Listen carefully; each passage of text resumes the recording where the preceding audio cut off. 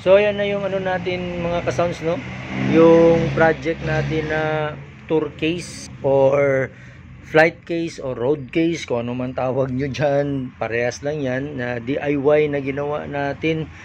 So napakasimple at durable naman. Ayan, no, pinatungan ko na nga ng dalawang naka stockpile na ZLX12 passive speaker. So natapos natin yan kagabi. Yan yung itsura niya. So papakita ko sa inyo ng malapitan. Bubuksan natin yan, bababa natin tong mga speaker na to.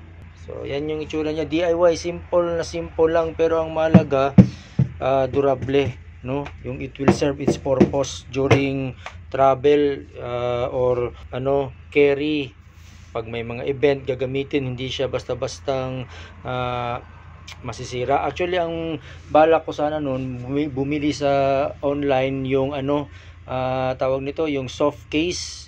May soft case kasing nabibenta para magaan din at the same time, no? Pero ano pala yun, masyadong mahal, 2,000 yung isa lang. So whereas kung ganito, bibili ako, gagawa ako plywood, bibili na ng plywood, mas mura, mas durable pa, kahit sipasipain mo yan or hindi basta-basta mababasag yan.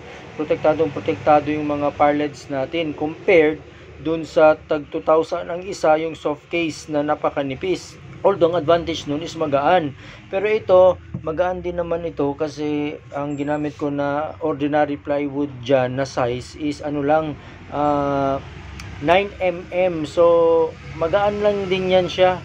So balak ko na lang lagyan ng gulong yan, or kung depende na lang, no?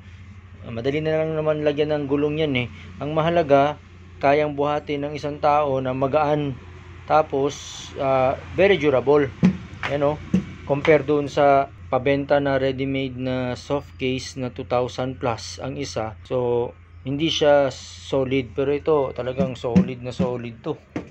So ipapakita ko sa inyo paano ko ginawa. Madalian lang, bilisan lang.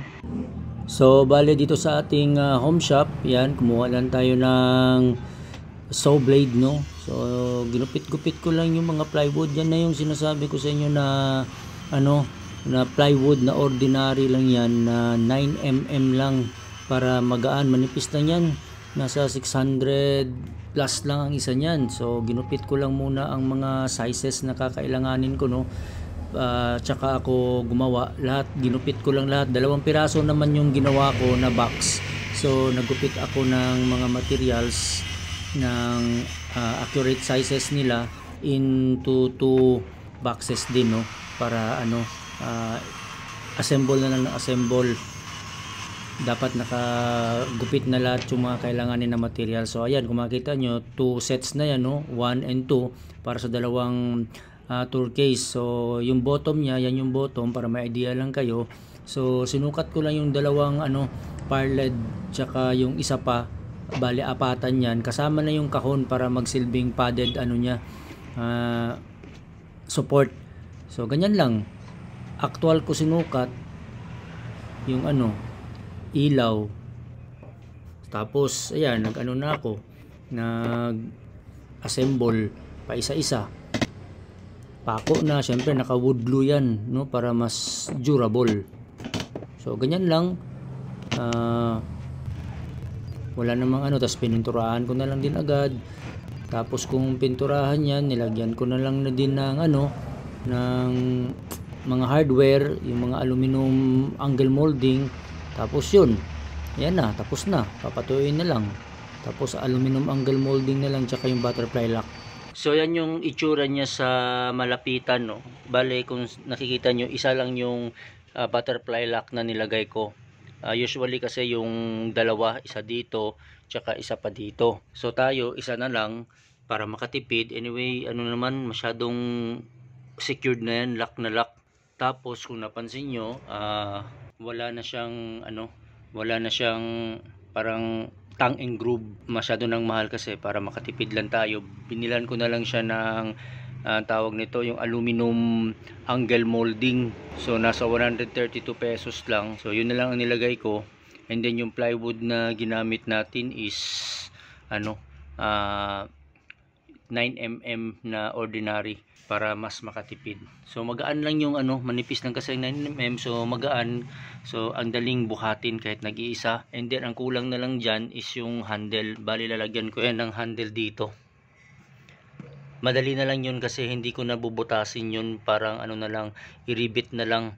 Ang iba kasi baka iniisip nyo yung bubutasan ko pa ang mismong plywood, hindi na. Isasalpak na lang tapos rivet, parang ganito. Parang ganyan yung itsura niya, yung sinasabi ko na handle. So actually hindi na binubutasan yung plywood kapag ina-install yan. Salpak mo lang kasi flat yan, tsaka manipis lang yan. So i-rivet mo lang. So bali ito turquoise din to ng parled, pero flat yung RMB dati na na square flat, mabigat yan kasi full metal talaga. Yan yung luma ko. Papakita ko yan sa inyo sa mga susunod na videos. So bali ganyan lang yung pagbukas sa kanya, no? So ayan, napakadali buksan. So ayan sa loob, 'di ba? Pit na pit, very secured. So andyan yung karton mismo to serve as cushion or padding. So yung isa naman ganun din, urong lang natin para yung camera makita. So yan din yung isa na ganyan na siya kaliit. Tingnan nyo, gagaan lang masyado. So bubuksan mo lang din. So perfect naman yung pagkalagay ng butterfly lock, naka-align siya, tsaka talagang napaka higpit. So yan so napakaganda para sa akin lang kung sa tingin nyo okay yan, so leave a comment.